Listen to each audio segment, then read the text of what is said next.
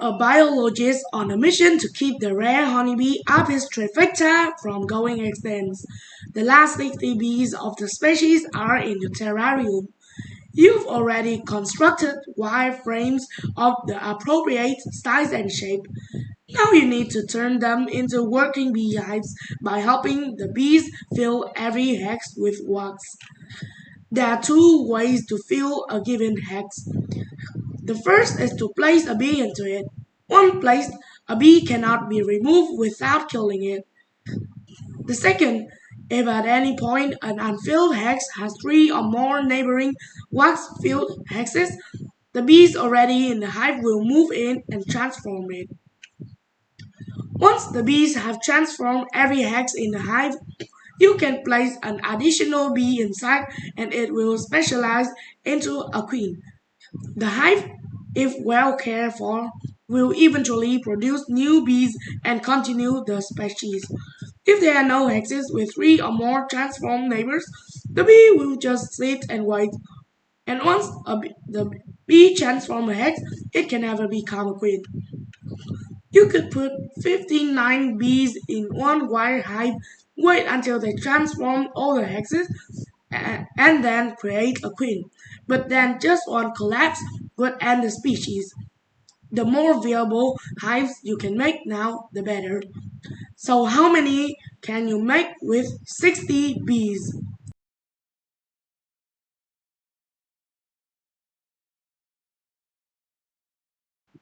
What you're looking for here is some kind of self-sustaining chain reaction, where a small number of bees will transform an entire hive. The lower the number of bees needed, the better. So how low can we go and how can we engineer a chain reaction? Let's start with the first question. There's a really clever approach to this which involves counting the sides of the filled in hexes when examining their total perimeter. Let's suppose we put bees in these three hexes. The total transformed perimeter has 18 sides, but the middle hex has 3 transformed neighbors, so the bees will transform it too. What happens to the perimeter? It's still 18. And even after the bees transform the next sets of hexes with 3 neighbors, it still won't change. What's going on here? Each hex that has at least 3 sides touching the bee-friendly space will remove those sides from the perimeter when it transforms. Then it adds at most 3 new sides to the perimeter, so the perimeter of the transformed hexes will either stay the same or shrink.